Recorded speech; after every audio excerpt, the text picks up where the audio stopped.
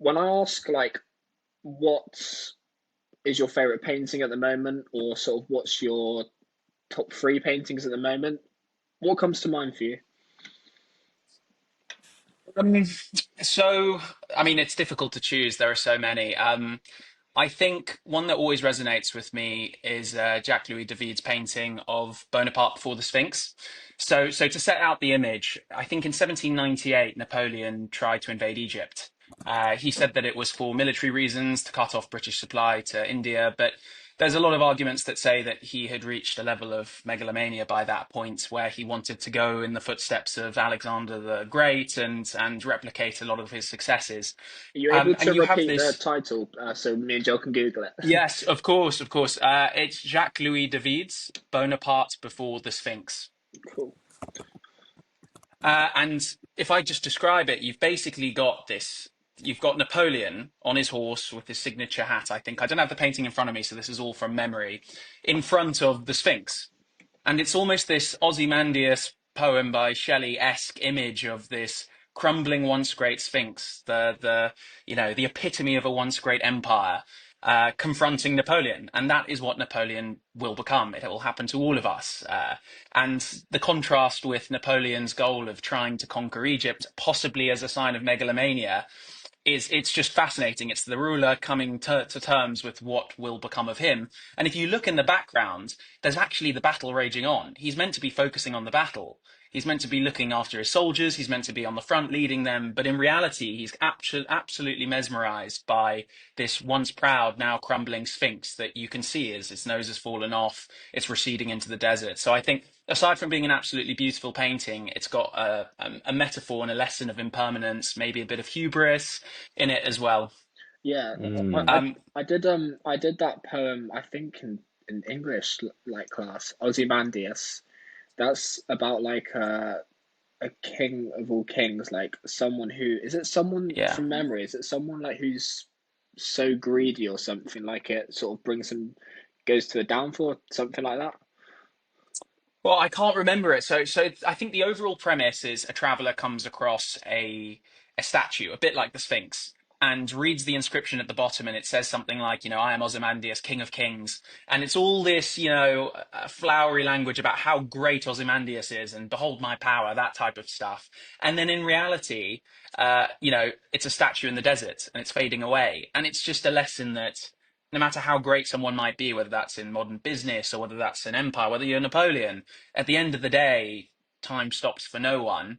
And who will remember you, when you're gone? I think it reminds me of a Diogenes quote where it's what's the word for something that's not true? Apocryphal, or what's the word where it's like a myth? Anyway, it's attributed to him, and he apparently met Alexander the Great, and he was looking through some bones.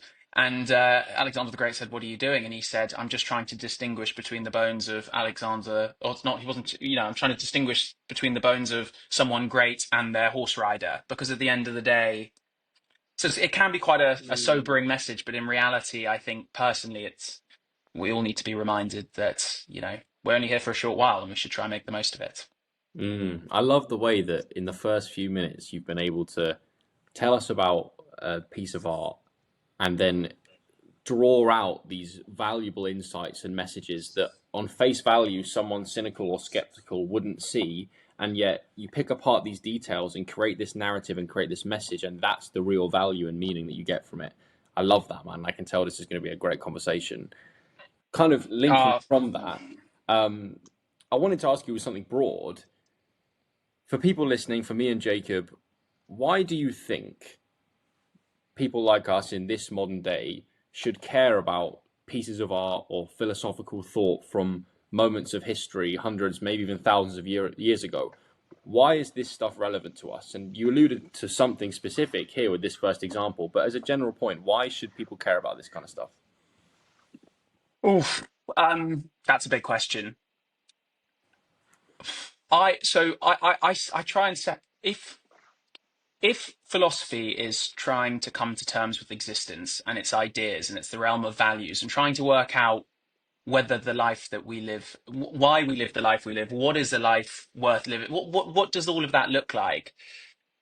then I think philosophy is always going to be important. I do not think that it's possible for a person to go through life without having encounters with philosophy, whether that be, existential dread on a Sunday, thinking about what Monday's going to bring, or whether that be just questioning grief. I mean, anyone can be, you can be. You can be atheistic, but no one's going to encounter something like grief without asking questions like why. And for me, art is the expression is a manifestation of that search for meaning. It is people looking at the world around them, trying to understand why, why, and then trying to express that highly difficult thought, feeling, whatever you want to call it, to express through art. And whether that is Michelangelo painting the Sistine Chapel ceiling, trying to get closer to God, or represent God in a better way, or whether that's, you know, your modern artist trying to connect with a sense of what it means to live, to express themselves. And that's what I find great. It might not come up with the answers, but the effort in my eyes is enough. Mm. Yeah, it actually links to because just before this episode, I'm actually in love with your Instagram account, man. Like I'm scrolling through posts and I'm like, it's banger after banger after banger. And literally like the handful that I looked at, I had to copy and paste the quote onto this shared document me and Jacob have. And what you've just said there, um, links to the one of Tracy Emin talking about art and how it's one of the only things or the only thing left that is just done for its own sake. Like it hasn't been captured by like the desires of materialism, capitalism, growth, profit, all of this kind of stuff, and that what it is human beings. And I'll read you the quote, like the purest expression of what art is, or at least what it means to me, and this is what you wrote, is looking out a window for no reason, the feelings you get literally in each and every situation, and the inability to sum up the entirety of human existence. And with all that, those questions about what's beyond, working within the fragile limits of language, art is beyond that, or at least it tries to be. And you said, like you said there, the effort is enough. And it's like I feel that on a deep level when I read that, because I feel like there are parts of life that language just doesn't do justice to. There's you might have heard Completely. the piece of where Alan Watts is talking about this idea of an unspeakable world. I think he uses a philosopher Korzybski's idea in that there's a world beyond like the world we can explain, that we can only experience through just being there. It's like it's not a doing or a thinking; it's a being, and that's what art reflects. And as much as the world is changing and we're getting so technologically advanced and all this kind of stuff, people are always going to have to come to terms with their existence, no matter how different it may be. So yeah, I really like that, man. No, thanks. That means a lot. As I said at the beginning, I set that account up just because I enjoy writing those type. I enjoy writing. I love art, and it's just my little space.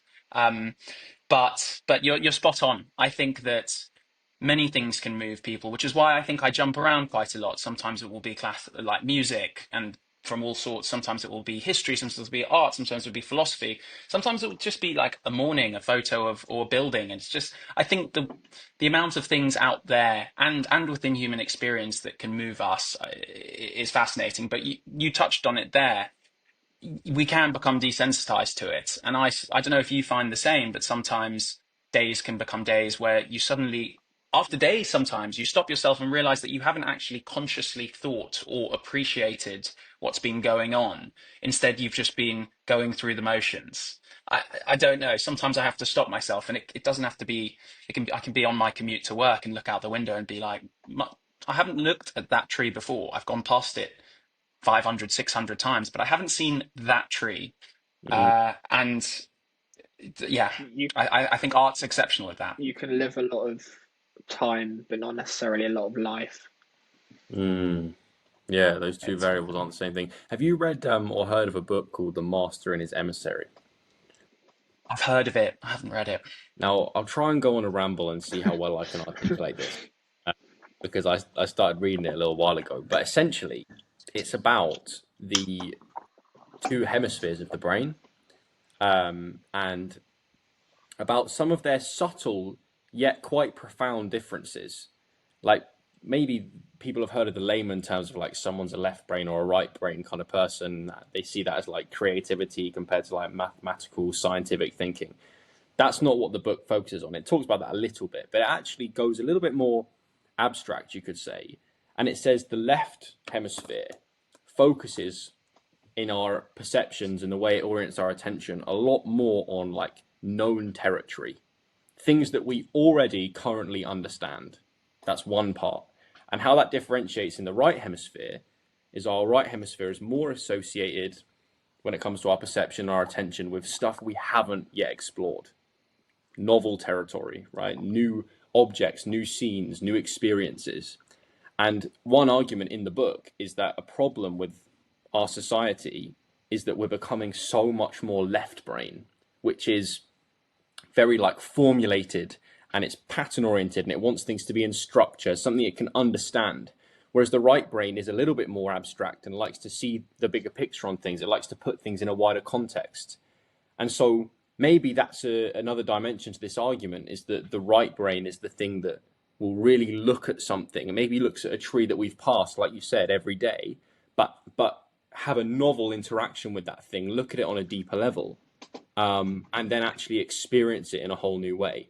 And when I read that, it made me think, God, like that, I see that in my life. When I'm more present, when I'm more at peace, I seem to shift into this right hemisphere mode when I can look out my bedroom window, the same window I see every day, and there's some beauty in the old man mowing his lawn over there that I wouldn't see if I just glanced at it, if that makes sense.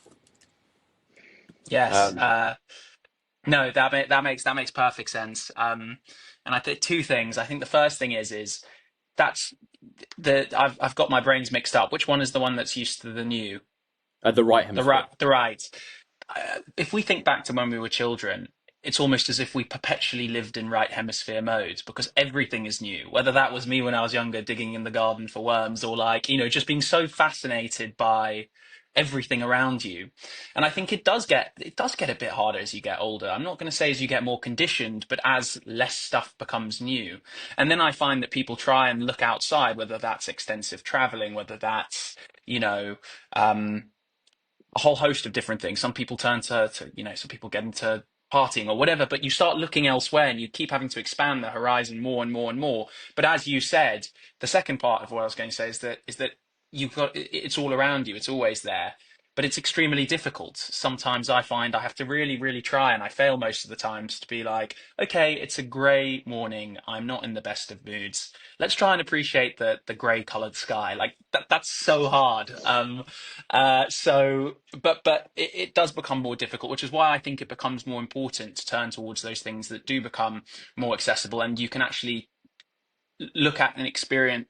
You can look at with the benefit of experience. So I couldn't have gone to an art gallery when I was 9. I just didn't have the attention capacity. But I think fast forward now, 20 years, that's what I love to do.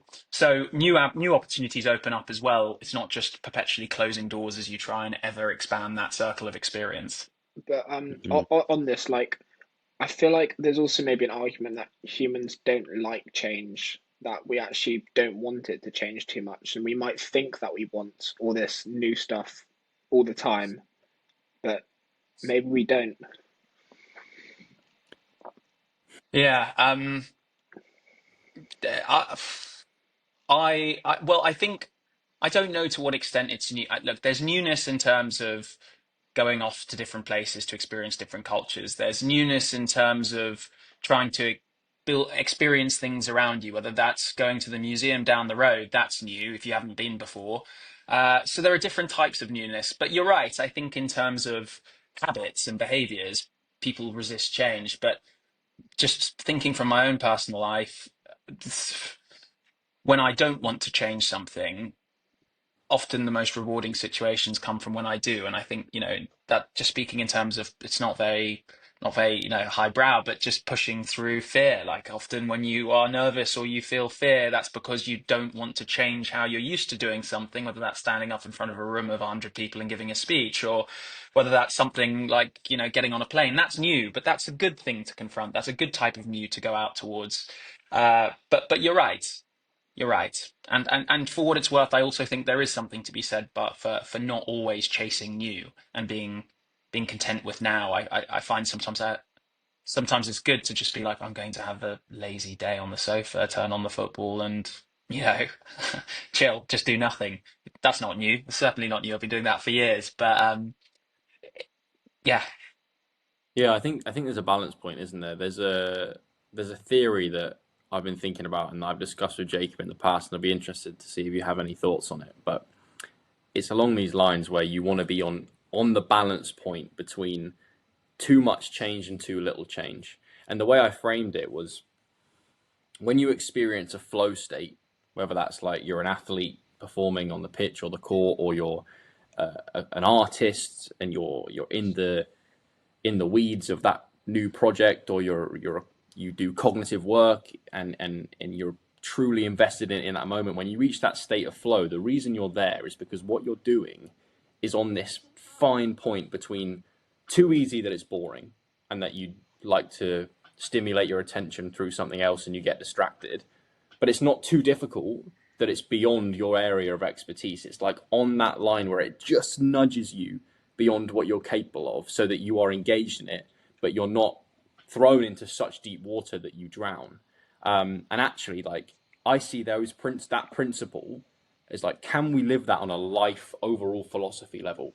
Can we be just nudging ourselves beyond what we currently know? Not going and performing at the O2 and trying to say a speech in front of thousands of people, but can you actually like speak up in that office meeting when you feel like someone says something you disagree with? Or can you explore a new idea with someone you've never met before? And like whatever that line is to you that just pushes you beyond and engages you, that's where you should live. 100%. And that is, I did a post recently on Wu Wei about how Wu Wei, which is a concept in Taoism, basically says that's in the zone, or you're in the flow, and it's basically a process whereby you're not fighting what's going on, but you're not completely going along with it either. You're flowing with the river, or you're like a bird gliding with the wind. That's being in the flow. But it reminds me the talk about looking out, going and searching for other things. I think Saint Augustine said, men go out to marvel at the stars, they go to the mountains, they do all these things, but they walk past themselves without even looking. And it's A banger. if you're going out there and you're constantly searching the new, but you're not questioning why you're doing it, or what is it, what's it for, what's the purpose, then the motivation could be misguided. Um, so that's something I constantly have to keep in check. Like, why am I going to this gallery? Is it because it's sort of like mimetic and it feels like, oh, Kai's going to a gallery? Or is it kind of, I actually feel like going? And I think the motivation question there is really important. Well, wait, say that quote again. Look, I think I'm gonna wait, which one? The me impersonating myself or Saint Augustine? The I think Saint Augustine. They're going walking past yourself. Saint Augustine, I think Saint Augustine said, "Men go abroad." I know the first line is "Men go abroad to like wonder at the mountains," and then there's something about looking at the stars, but they go by themselves without even looking. So we Mm, lack kind of the self-reflection as we're trying to pursue things. mm, I think that's what he's trying to say. Well, how it appears to me is that we do all these things, but we're never conscious of why we do them, or who the I am who's doing it, and questioning and stopping and pausing. Why am I? I'll give you an example. It's one of my favorite analogies. It's a story from Brazil, right? And there's this. You may have heard it. Pause me if you have. There's a American venture capitalist guy who's on holiday on a beach in Brazil, and there's a fisherman there. He sees him coming back at about 1 p.m. and he's got quite a few fish, but it's 1 p.m. So the venture capitalist says, "How long does it take you to catch that many fish?" The Brazilian fisherman says, "Just a short while." And he says, "So what do you do with the rest of your day?" He says, "Well, I go back, I have a nap, I have dinner with my wife, I play football with my kids, then I have a beer with my friends." And he said, "Look, I'm a venture capitalist. I've got an MBA. I can help you catch even more fish." The guy's like, "Well, I'm not sure I want to do that. I catch enough fish to feed my family." So venture capitalist says, "No, no, no, listen to me. You're going to fish for longer. You're going to catch more fish. You're going to sell the surplus. You're going to buy another boat. With that boat, you're going to catch even more fish. Then you're going to get a processing plant. Then you're going to get then you're going to start packaging your own fish and selling it. And the fisherman's like, and then what? And then the venture capitalist guy says, well, then you can move to Sao Paulo, become CEO of your own company, floated on the stock exchange. You'll be a millionaire. He says, and then what? He goes, oh, and then you can retire to a village by the beach, have dinner with your wife, play football with your kids, and have beers with your mates. And the fisherman says, well, isn't that what I do now? So it's just the ability to appreciate that sometimes, working out why you do things, knowing why you do them. Is this the path that you're meant to be on? Does this align with me? Is this actually what I want? Because I can see a bit of myself and everyone's self in that venture capitalist being like, you got to do this, then that, then this, then that. But in reality, who am the I who's doing this, and what do I really want? It's a question that we all need to ask ourselves, but I think I certainly do far too little. Yeah, everything needs to be underpinned with self-awareness. I think it's such a valuable asset to then go, and it's like a secure base to go and have any experience in the world. If you do it from the base of self-awareness, then it's an authentic thing. You're not just doing it for the sake of money and status and what other people think of you. Like, it actually fills your soul, and that's why you actually feel fulfilled. It's not just like some ego pursuit that ultimately leads to disappointment. No, I love that, man. You are just you're like a jukebox of like banging quote ideas, man. No, No, it's good, no. man. Honestly, as I said at the beginning, I'm honestly just the normal guy who's interested in stuff, and I've been doing this account for a long time, so I've picked up various little things. But I really am just I speak when I do these posts and when I write these things and when I have conversations like this. I'm speaking as much to myself because I need to apply this stuff. You know, I need to apply it, and I'm awful at doing it most of the time. So. But that's everyone, man. No one has clear answers and has everything figured out and knows what they're doing. I think just having these conversations, like, I can just feel through the screen your genuine interest in stuff, and that resonates with me because I have genuine interest in this stuff. So, no, it's great. And I You guess, Go sorry, on. No, go on. You go. I was gonna say, Joel, it's kind of like, maybe that is, I do sometimes think maybe to a degree that is the human condition. It's very Buddhist. It's like Arthur Schopenhauer, for example, he said that we're all driven by the will. It's a very Buddhist explanation in philosophy, but we're all driven by the will or the need for life. I studied this ages ago. Forgive me if I get things wrong, but we're all driven by this will, this need for life. And he had a quote which says that human life is, I'm going to get it wrong, but it's a pendulum that oscillates between boredom and suffering.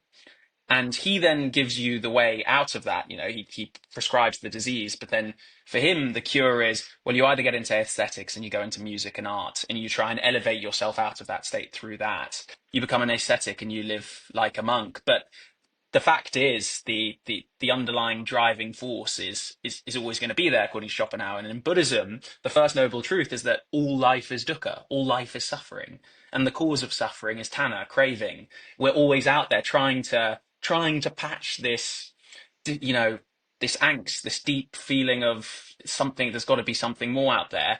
And maybe that's just the human condition. And it brings us full circle back to that thing about art. Well, art tries damn hard to patch that, and the effort for me is enough.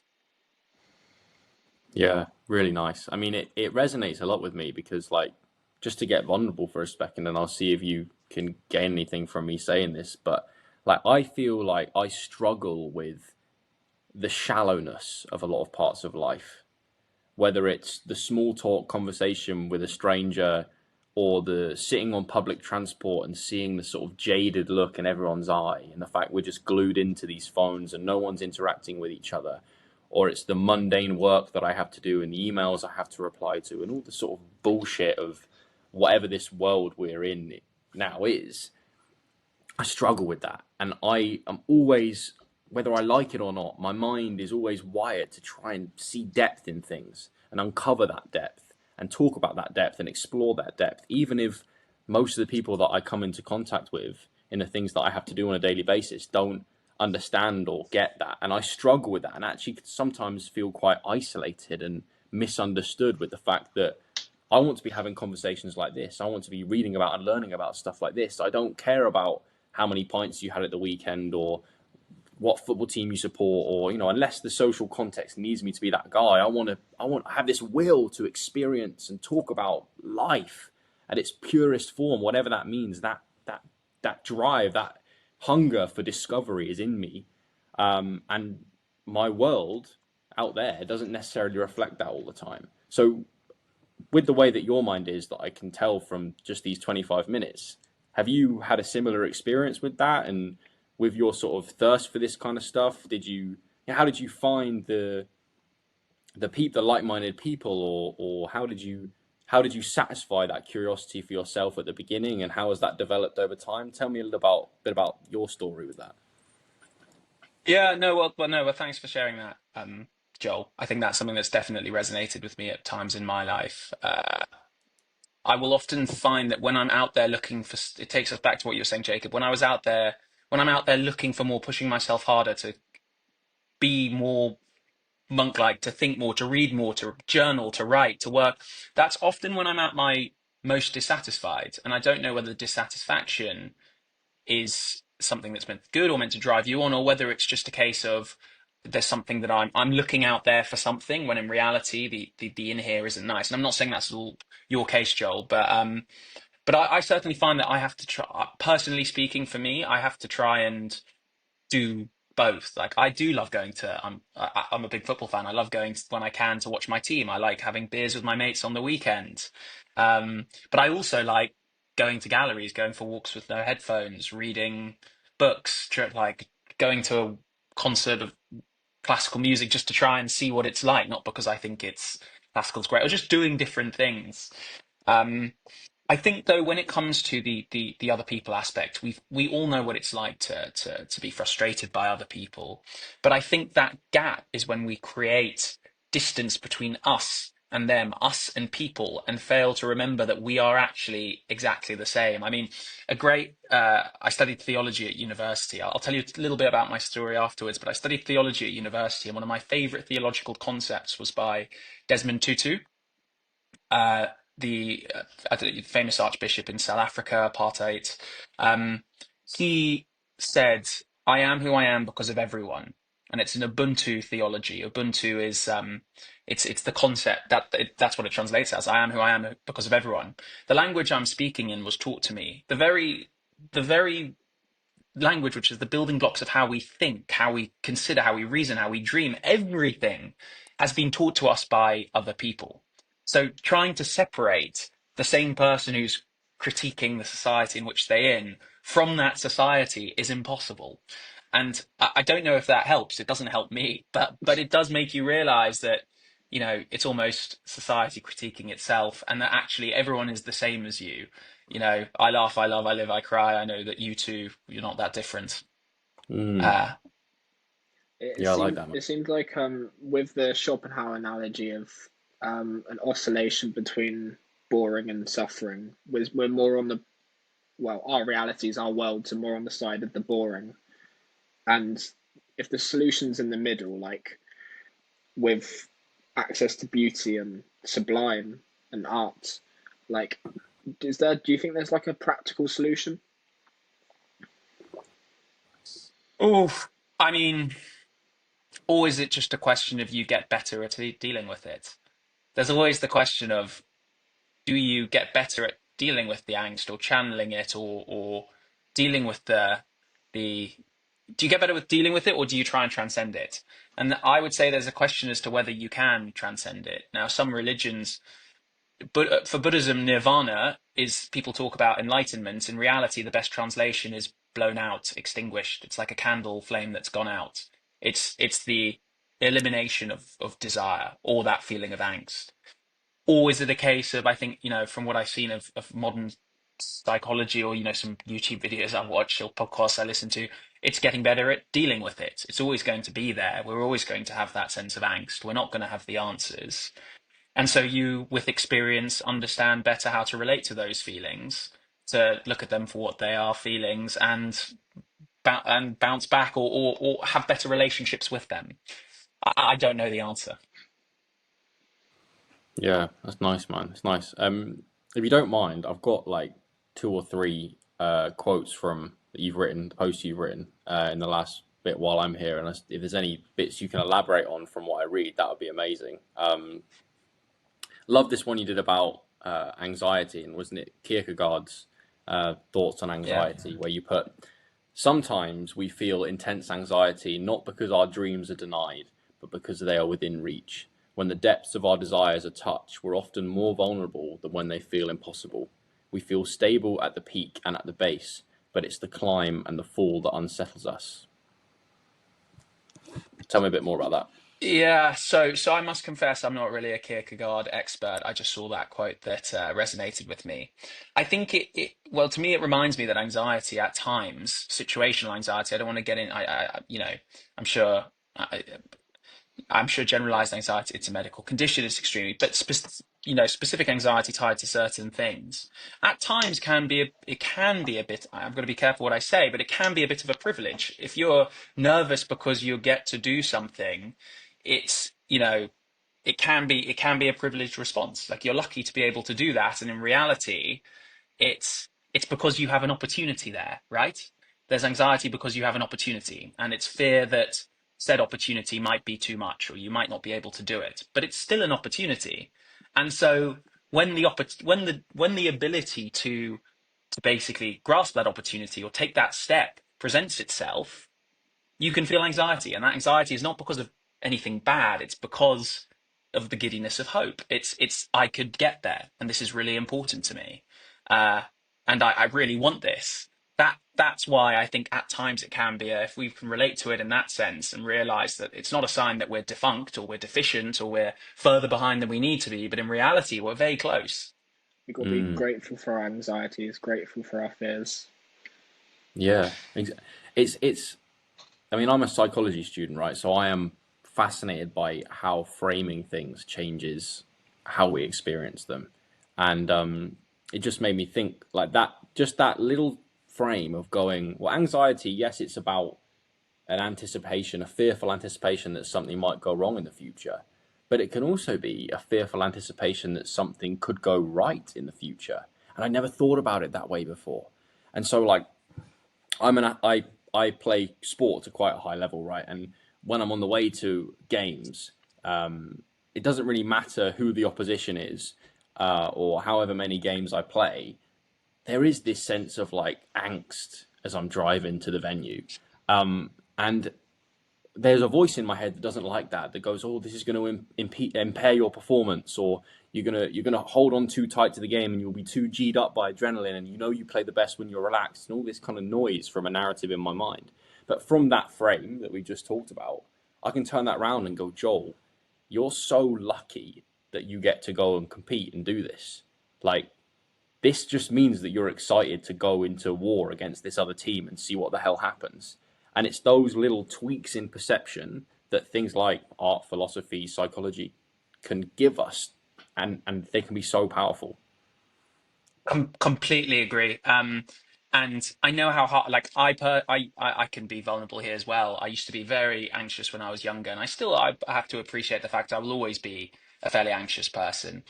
But what one, a framing thing that really helped me is, have you heard of Susan Jeffers' book, Feel the Fear and Do It Anyway? No. It's a sort of classic, I think I want to say from the 70s, 80s, like early self-help type books. But it says, and it's something that always, it's a little thought experiment that always reminds me whenever I feel anxious of doing something, the fear will never go away as long as I continue to grow. The only way to get rid of the fear of doing something is to go out and do it. The only way to feel better about myself is to go out and do it. Sitting with the feeling of helplessness is much worse. And everyone else has felt fear before they went out and did it. And I've got them slightly wrong, but for me, that's a little motivational thing I can tell myself to go out and do it. The only way out is through. And that little bit of, the knowledge that by doing this you're going to be just that maybe little bit better, even if you fail, like just having tried, helps me quite a lot. But I think I in many ways I think one of the reasons why I ended up started doing the account, and the account really isn't much, it's just a place where a random guy like me just posts his thought, but the reason why I did that, got into art, got into all that stuff, was in the beginning to look for answers. As I said, I used to, I was anxious, I used to have anxiety, and And my first way out was I went to university, studied theology, religious studies, and specialized in Buddhism. And Buddhism to me was such a wonderful answer to all of it. Was that ultimately everything is impermanent. I'm not going to say life's meaningless, but it contextualizes your concerns and your worries within the much bigger picture. And if I may just just refer to a painting, I think something that sums this up beautifully is Katsushika Hokusai's The Great Wave over Kanagawa. You know that I've seen that. famous Japanese painting of the waves. Everyone recognizes it. But A, it's beautiful. You see the wonderful waves. You see Mount Fuji in the background.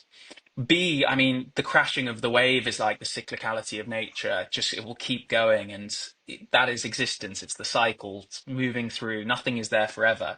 But my favorite detail is that if you look, most people don't notice the tiny boats with the tiny, tiny little people in them, almost as if they are.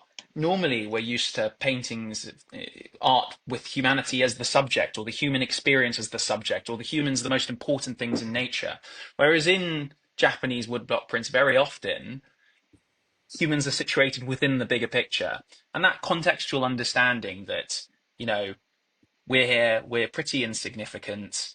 We shouldn't, so too are our worries. We shouldn't take anything too seriously. And ultimately, the only way out is through. You've got to keep going. It doesn't matter. It's like Carl Sagan's pale blue dot. I mean, if I challenge someone to look at the pale blue dot painting that Voyager took of Earth and read Carl Sagan's speech about it, people can look it up after, and not in some sense be moved by a wonderful sense of insignificance, which almost trivialize the things that you thought you were worried about or concerned about. Um, and it's hard because you then don't want to trivialize the good as well. You don't want to trivialize the love for your family. You don't want to trivialize the positives. But I think, you need, the more you contextualize it, the more you appreciate that all we have is this one life. We've got to do the things that we feel most important to us. And for most people, that boils down to a few sets of core values. And yeah, sorry, I'm rambling. It's good rambles, man. It's good rambles. Um, yeah, I resonate with that. I don't think I experience happiness quite like a sunset. There's something in it. There's something. It's like a confrontation with the sublime. I love the idea that the romantic poets had that I learned about in college of like this when you're confronting a force of nature that's so beautiful that it's terrifying, and it's kind of like it's a beautiful terror. It's a fear of something so big, and you feel so small in that. But it's like your soul breathes this big sigh of relief at the fact you are so small. And despite the fact you are so small, you also get to experience the joyful, loving connectedness that we can sometimes be lucky enough to encounter in human life. Um, so yeah, really nice, man. And it's that One, second part, one. I think. Sorry. I No, think no, it's that go. second part because without the second part, it can lead to apathy. It can lead Mm. to nothing matters. What's the point? And then you're into. But you're right. The second part is then you can focus on what matters: the loving connections, the interconnectedness. Well, it's kind of like the point we made earlier about a lot of things in life. This fine balance point between two extremes of like you want to contextualize your life so that you don't take things so deeply, and you see that on a cosmic scale you are just a small speck of dust that is a blink of an eye in terms of the age of the universe and all of that. But then on the other side, you nudge yourself just over that meaninglessness to see that in spite of that, well, your experience can be meaningful, and you can bring meaning and derive meaning from life, not just for yourself, but for other people around you. So it's like you are significantly insignificant from your own perspective. It doesn't matter what the cosmos thinks of you, or in comparison to that, what you are. It's about how your experience feels to you in that unspeakable world, in that world of art and philosophy, as we've been talking about. So, yeah, for sure. Life is meaningful but meaningless. Yeah, and it's such a weird paradox, isn't it? But like that makes sense in my head. It shouldn't, but it does. Um, Yeah, and well, I think and then there are two layers of that. And everyone, I don't want to bore, but like you've got the Sartre layer, which is you. things are something's only meaningful until you give it meaning. That's step one of existentialism. But then with Camus and absurdism, he says, well, maybe we do have this impossible task to accomplish, and we are just we are just brief candles in the wind and then extinguished. But you've got to imagine Sisyphus smiling. That's the analogy he uses in the myth of Sisyphus. You've got to imagine Sisyphus smiling. There, this guy is rolling this rock up the hill, but if he can find some sort of meaning from it that gives him joy, that is a life well lived. So you think Mm. that existentialism sort of overrides absurdism? I don't know enough, and I'm sure that this is where all of the I know from experience on my account, this is where all of the I'm not going to call them keyboard warriors, but where they come in and bash me because, as I said, I really am no expert on all this stuff. But from my limited research, Jean-Paul Sartre comes along and says, uh, life is meaningless. Man is destined. Man is. I think it's something like burdened to be free. Whatever that quote is. That's the biggest. The biggest point of suffering for humanity is that we are burdened to be free, and we're burdened to have the choice of freedom, and with that comes the expectations others and we put on ourselves. So sorry, And just to like get into a bit more of that. So freedom, it why is freedom a burden? Because like because with it comes choice, and then we're weighed down by our own choices of sort of what do like we do. unlimited, yeah. What do we do? What does my life mean? How do I reach fulfillment? How do I achieve this? Do I go see this friend or do I stay in? Like the weight of choice. And he says, well, there's no such thing as the right option until you choose what the right option is. He gives the example of a student who comes to him and says, I really want to go and fight in the war, but I also really want to look after my mother. What is the right thing to do? And Sartre says, the right thing is whatever you choose. And then once you've chosen that's the right thing, you've given meaning to it. Um, Camus says that's a bit depressing because it's basically like, well, nothing matters. Whatever your choices are, they don't matter. So choose what you want to choose. It doesn't matter. And I think Camus tries to take it a step beyond by saying, well, one must imagine Sisyphus smiling, even if it is one big wheel or endless cycle. Mm. I love that. I love that frame of like, the as much as it seems like a meaningless struggle, it's about your application of the meaning to it. It's kind of, yeah, like that paradox showing itself. My final quote from you that I want to read before I head off is when you use this quote, and I might butcher the name of this person. Is it Rainer Maria Rilke?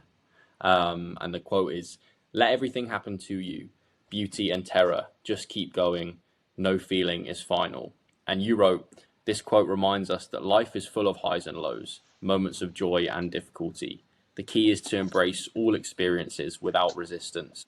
Feelings are temporary, and neither joy nor pain lasts forever. By accepting the flow of life, we allow ourselves to grow through it all, learning that even in hardship, something valuable can emerge." Now, I feel like that encapsulates some themes that we've talked about, but can you elaborate on that at all? Any thoughts as I read that back to you? Yeah, so I must confess I don't remember that post, but yeah, I don't remember it. I do vaguely, but yes, I think it encapsulates some of what we've spoken about. I don't think we'll ever get rid of whatever's coming down the path. Um, I think we all have to admit that there will be that from this point onwards, there will be a lot of joy and there will be a lot of suffering in all three of our lives. That's a fact. There just will be. Whether that's extreme highs, birth of a kid, marriage, extreme like moments of ecstasy with friends, or whether that is the passing away of a relative. It's going to happen. And I'm not saying we should think about that every day. It will drive you nuts. But I think it's the ability to appreciate that all we can really do is try and appreciate it as it's a journey and get better and grow through it and appreciate experiences for what they are. I don't know. I like to think that I'm a fairly optimistic person, and if I look back, I've had bad and good things happen. I've had joy and suffering.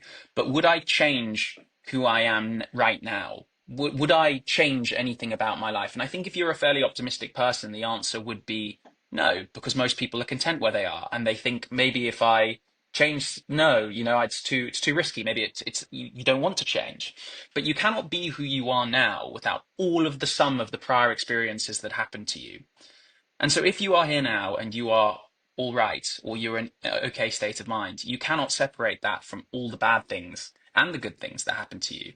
So going forwards, life is going to continue like that as long as you can somewhat maintain an optimistic approach, and you can have faith in the fact that you will be able to at some point be optimistic, even if right now you're really having a bad time and you just know that things get better and worse, but at some point you will be able to look back as the sum of your past experiences and say each one of those experiences served a purpose to make me who I am now, and that's all right, things are okay. Then Yeah, I think the point I like the most in that what you wrote is about experiencing stuff without resistance to it. Like as soon as we're hit with a negative emotion or a negative experience, there's a bias to internally be averse to that and kind of shy away from it. And because we have this perception that it's something that we don't want to experience. But if you instead turn around to it and embrace the feeling, even if it's something quite horrible, then there's almost a level of beauty even in the pain. And the I think it doesn't persist then as long as it might if you'd ignored it. It's like you approach it, you confront it, and with that, like all negative emotions have something they need to tell you, whether it's a loss that you're going through or the fact that an expectation that you had just fell through the floor. It's like it's informing you that something in your reality has changed. And if you, instead of resisting it, turn around and embrace it, then that effect is diminished, in much faster time than it would be if you kept brushing it under the carpet. completely agree. And I think, this conversation is it's abstract, right? Like I'm talking like this, but I certainly know for sure when you're there, it's impossible to, when you are feeling that really negative or down or something bad's happened, it can be impossible to rationalize in the way that we're talking now, relatively calm, Tuesday evening, just basically theorizing. And that's the challenge. But I think even by just having these types of ideas or thoughts or conversations in your back pocket, it can maybe, I hope, someday help you and help you me when you really need it. Yeah, man. Really nice. Look, I better go. But you boys carry on as long as you need. Really nice to meet you, man. I like your energy. You're humble, you're smart, you're articulate. Good to meet you. And thanks for No, no, thanks, Joel, and sorry I was late again. Really nice meeting you too. See you You That's all guys later. right. have you have a really good podcast, Thanks, guys. See you in genuinely. a bit. How come you're a optimist after reading Schopenhauer? um, oh, I don't know. When I say optimist, I think you've got two parts in my eyes of optimism. First part is happy. Are you a happy person, optimistic? But the second part is, I think, are you able to see the good in things? Um, First part with the happy, I think that comes and goes that in all life. But I think on the whole, net, I'm probably happy on average. I think the optimistic part in terms of trying to see the better thing, the good. And I think the ironic thing is that in one way, I mentioned earlier, so to use the Schopenhauer example, Schopenhauer was deeply based in Buddhism. Buddhism can be seen as one of the most pessimistic belief systems out there. All life is suffering. Suffer is causing by craving. Craving impermanence. Nothing is going to last forever. You are no one. Your loved relations mean nothing. It's all, everything is emptiness. It's all sunyata. But in reality, I think that can lead to a deep optimism because, it's going to be okay. Nothing is that serious. Bad things happen. Like roll with it. Go. It's all like it's going to be lost like tears in the rain in time, to use that Blade Runner quote. But it's Yeah, yeah. he says something that was interesting of like there's no such thing as pleasure. It's just less pain. I mean, it's an interesting frame to put on that. There could be some truth in it. I don't know. Yeah, well, I forget what he said, but he did, if I'm correct, it's not like he didn't prescribe the disease and then not give a cure. He gave, I can't remember what they were, I think two or three ways out of it. One of it was if you can, and you can go become a monk and follow asceticism and basically become content with less. so that you're not oscillating between pain and boredom. The second is you can try and elevate yourself through art and culture. And the third, that's it. The third is, I think, through connection or through humanity or through appreciating that, it's Mm. through. I think that's the third. I may be completely wrong, but there are ways out of it. For example, I think it would be pessimistic if he stopped at the diagnosis, which may or may not be true. It's a theory. But I'd say the optimistic part is that, well, that may be the case, but there are ways out. And I think that's why Buddhism I'd categorize as a fairly optimistic religion, despite having pessimistic undertones. Can I ask, from someone that's done a theology degree, what's your view on God? Big Oh, question. so I oscillated. I'm half. My father's Zoroastrian and my mother's from a Christian family, so I think maybe that's what drove me to do theology. I wasn't brought up particularly religious. I went to church on weekends, but I also had, said my Zoroastrian prayers, but it was more to just a cultural thing to do. But then studying God, studying theology, you come across lots of different theories of it, and you encounter God in many different ways. And you go from the anthropomorphic God of Ludwig Feuerbach, who says that man creates God in his own image, where he says that what leads to God is humanity. Humanity anthropomorphizes their hopes, dreams, and struggles into this concept or idea of God, which is why God is the best things that we hope for. Well, he's omnipotent, he's omniscient, all the things that we would want to be. um, so you've got that explanation, that very kind of sociology of religion explanation, but then you've got the very theistic concept of God that is classic in sort of Thomas Aquinas or Saint Augustine's concepts. My favorite concept of what I think to me, because I'm agnostic at best, is have you come across John Hick? I've heard of him. So John Hick wasn't a theologian. He was big in the field of religious studies. I can't remember the exact term.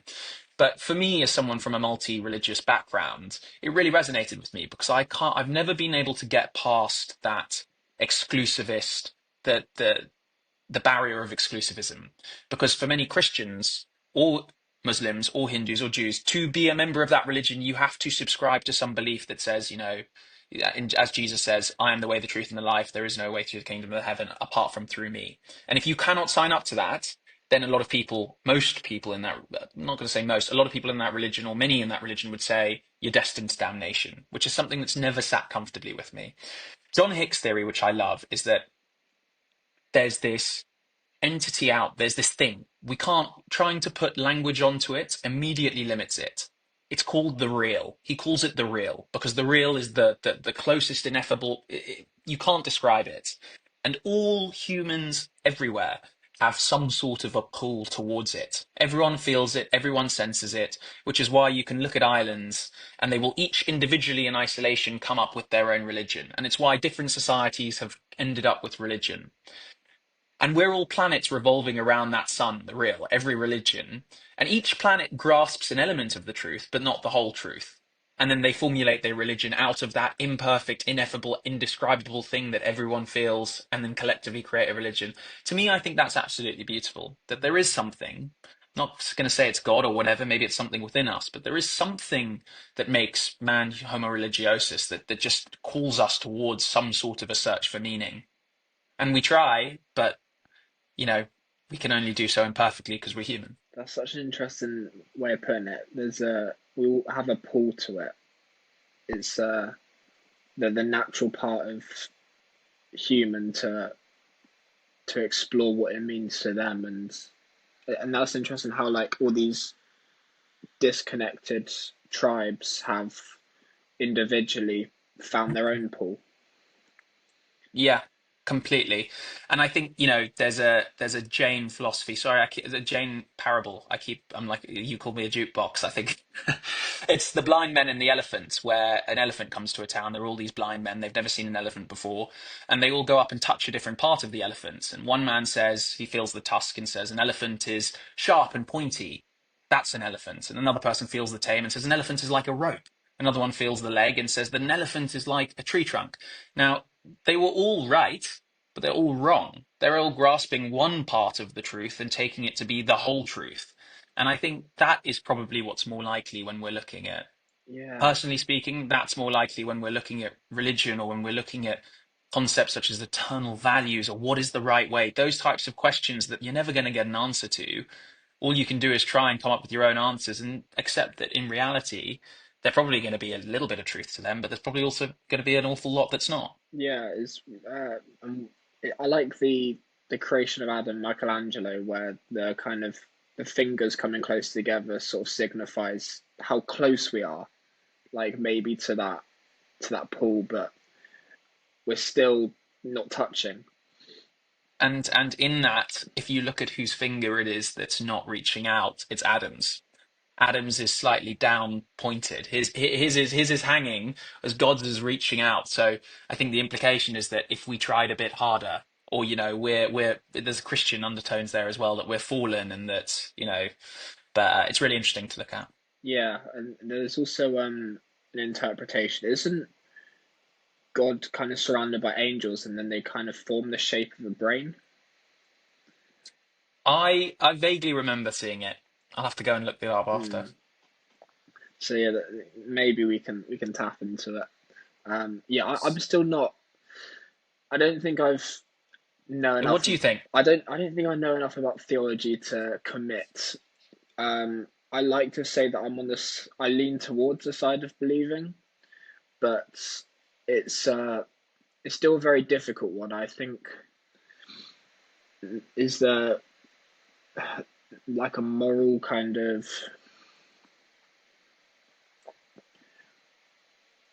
yeah. I'm not sure actually. I I think I need to. I haven't actually read the Bible. Um, but yeah. Yeah, but it's like even you come across stories all the time of scientists. I think the idea that we're becoming more atheistic is not necessarily true if we take atheism to mean church attendance, which I think a lot of people do. Because in reality, you're always going to ask that why. I think it was Isaac Newton who was like, we can explain why the planets move, but we can't say what sets them in motion. And then I think there was a Nobel Prize winner in science who said, when you first, oh, I'm probably wrong, but there was a quote somewhere where when you take your first sip from the cup of science, you're an atheist, but when you reach the bottom, you find God. Um, Mm. and we can get better at answering how and what, but there's always going to be that why lurking in the background. Yeah, I've read a bit of Nietzsche, and his idea of the death of God's interesting, where like how, from my understanding, science kind of killed God, and he maybe writes from this perspective of finding the body. Um, do you know do you know about this I idea? don't know enough. I don't know enough about Nietzsche, in the slightest. I thought so. So from the tiny limited amount I know, I thought that his nihilism was a. I don't know enough. I'm not going to speak about it. I don't know enough. No, that's cool. Um, yeah, man, I think this is probably a good place to end. We've done an hour, and yeah, this was cool. We'll do it again No, next no, time. no. Thank you. Cheers, Jacob. Really appreciate it. Lovely speaking. Thanks everyone for listening.